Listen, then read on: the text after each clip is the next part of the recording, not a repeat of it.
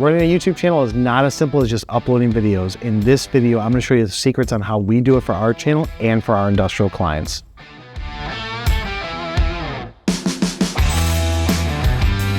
What's up, guys? I'm Milan. We're back with another episode of the show talking about industrial marketing. I'm still a little sick, so don't mind me if I start coughing and take a swig of my drink. So today's topic, setting up your YouTube channel for industrial videos. How many people out there have a YouTube channel currently for your company site or maybe even for your personal site? If you do, put something down in the comments saying, I've got one. And there might be some things in here where we want to go back and forth to talk about optimization. The purpose of videos is to increase engagement, tell your story faster, et cetera, right? Videos have been popping off for multiple years. Everybody's been saying that this is how you get engagement. It 100% works. That's why we have a big video team here at MFG Tribe. That's why we produce over 1,500 videos a year for our customers, because it just works. Let's talk about how are we going to take it to that next level. Number one, let's go to the board. You know that AI has been making a lot of changes. However, so has our friends at Google. And what they've been doing is, here's the situation. We track this with our competitors in industrial marketing. We track this with our customers' competitors.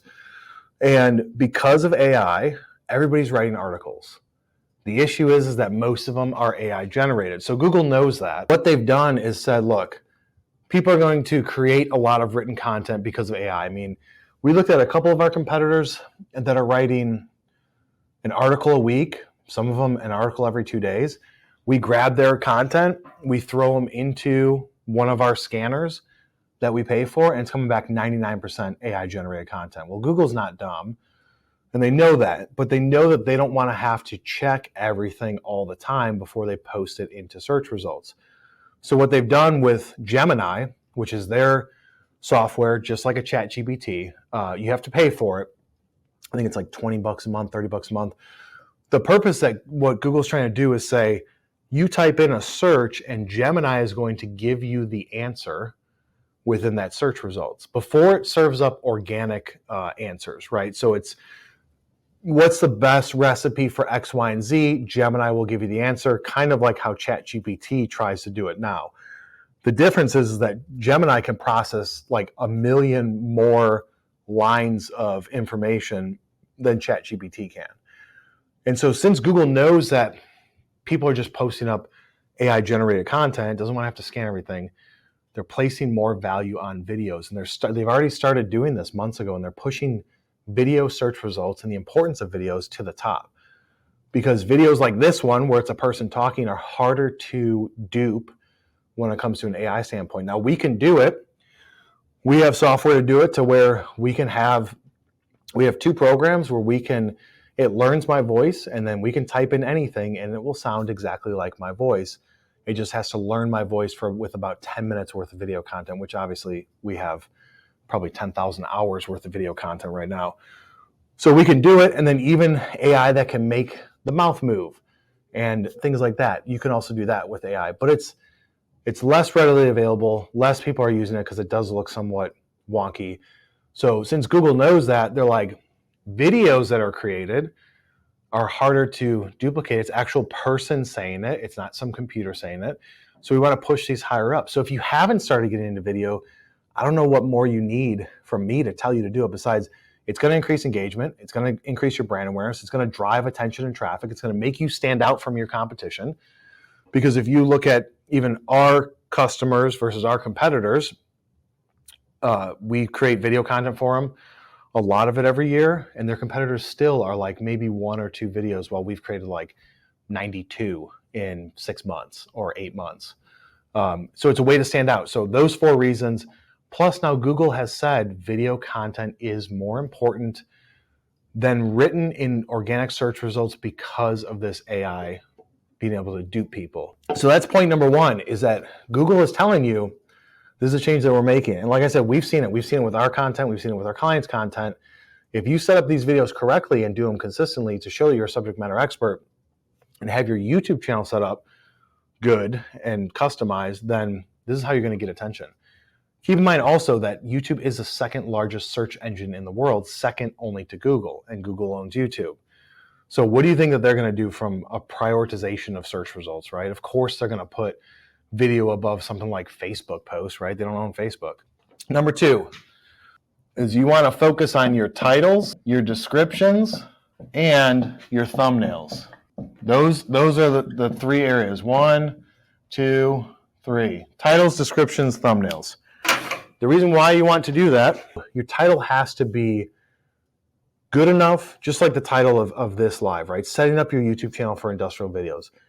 The purpose is anybody that's thinking about industrial videos, currently creating industrial videos, I'm trying to hook you to get some information from us that we've done at scale and learn what works and what doesn't.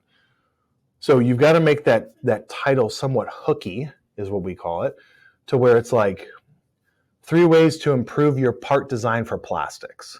That's a good title with a good hook, right? Learn how we increased our efficiency by 26% in 60 days. That's a good type of hook, but you want to be able to have that title optimized and use as many characters as you can within the allowance of it. Like you're probably talking about 100 and, I don't know, probably like 100, 120 characters out there. Your description should be indexed with chapters, right? Google made that, or YouTube made that clear months ago, probably like 12 months ago, that they want to see chapters. So you're like, chapter 1 is this, timestamp, etc. Makes it easy for people to click through. If it's easy for people to click through, then YouTube's going to promote it more, etc., etc. But your description should not just be like a sentence. You should use at least 300 words, 400 words to it. You should have links to other areas, links to your website, links to your social channel, links to a form for people to fill out built in that, and you can customize that in your settings in YouTube. If you go into the settings on default upload, you can make it to where your upload default already has this information in it, all your social links and stuff like that, and then you're just writing copy over the top, also with your tags, your default tags. So you can set that up to where every video upload, it does that same thing, and then you just write the copy. But your description has to have chapters, and it should be descriptive of the video to help Google understand it and then index it. And the third thing is going to be thumbnails. You don't want your thumbnails, you want to put a custom thumbnail on there.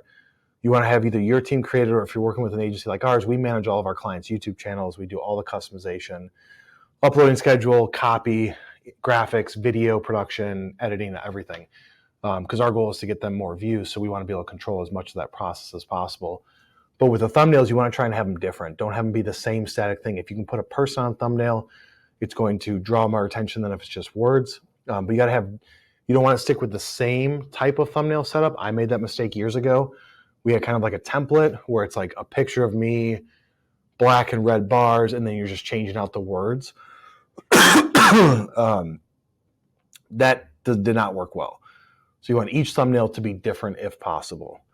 The third area, so the website, you want to embed all of your video content onto your website if possible. Have it as a blog post. You can do whatever you want, but you need to embed the videos on your website.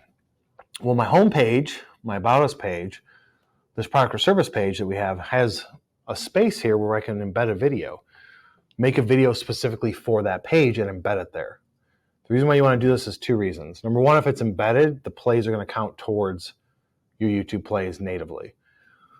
Number 2, you've already got traffic going to your website every single month, so may as well capitalize on that and get them to view a video of yours, something new you created, and it could be something where they weren't engaging with you before, but now that they've seen this video, they're like, oh, dude, I want to engage with that. That's where you want to try and put it on the website if possible, wherever you can. But at a minimum, having a resources area and be able to post this stuff up there, super important. But utilize the traffic. You're already getting attention to the website. Post those videos up there, even if they're short form content, which we're going to get into next. Number 4, YouTube Shorts. You're talking like 15 seconds to 60 seconds long. They came out and made a priority on this in January of last year, 23. They started talking about in end of 22, but they said basically they're trying to take attention away from TikTok, Instagram Reels, etc., put a bigger priority on shorts showing up in people's feeds. Not so much from a search standpoint, but within the feed, in-app content, etc. They started making that change in January of last year. They made it pretty quickly. And what's cool about shorts is that all you do is upload video format in vertical. You can put some captions on it, and you just put hashtag shorts in the description, and that automatically puts it into shorts. You can get 2,000, 3,000, 4,000 views in like a day on shorts, right? Versus like a long form video may take you a couple months, a couple years to get that many, depending on what the subject is. But you have to look at it and say, all right, I'm creating a long form video that's 5 minutes long, 10 minutes long. In here we say, what do we say, guys? For every minute of finished footage you can get a short from, right? What's like a general rule of thumb, Riley? 10-minute video, what can we get? 8 shorts? Probably like 8 to 10. So 8 to 10 shorts on a 10-minute video. So that's one video that's 10 minutes long, and then 8 to 10 more shorts. So you're talking about 9 to 11 videos you can create from one shooting. Just like this live will be a long form video, and then how many shorts do you think you'll generate from this? 10 to 15. Probably. 10 to 15 shorts from it, right? So posting the shorts show up in the feed, get higher views, etc. They go to your channel. That's not stuff that you want to post on your website, but that's stuff that you post onto social. If you guys have been watching my content, all of our shorts come from long form videos unless I physically shoot the short with my camera on my phone and then post it that way. But the shorts is so important to get exposure and just create short micro form of content. But that's the stuff that you want to share onto social. And because you can get so many videos from a single long form video, you can put 1 to 2 a week on LinkedIn. That's how we do it for our clients, and that just works. Channel customization. Customizing your channel.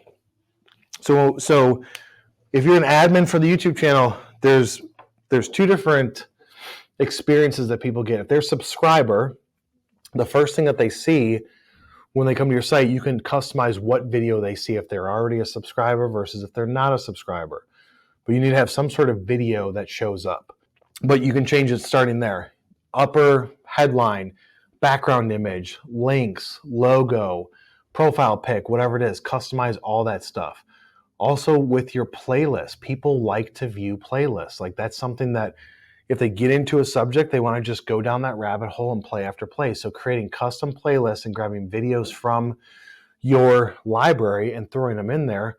Look at my YouTube channel, how we set it up.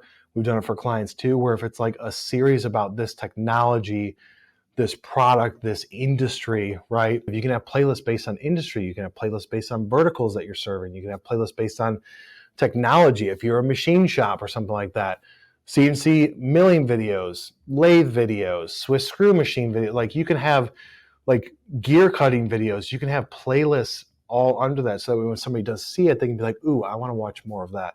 That's the best way to do it, setting up those playlists. The only way to do that is to customize your channel. We're going to jump off. We got lots to do this week before we head out all next week at NPE.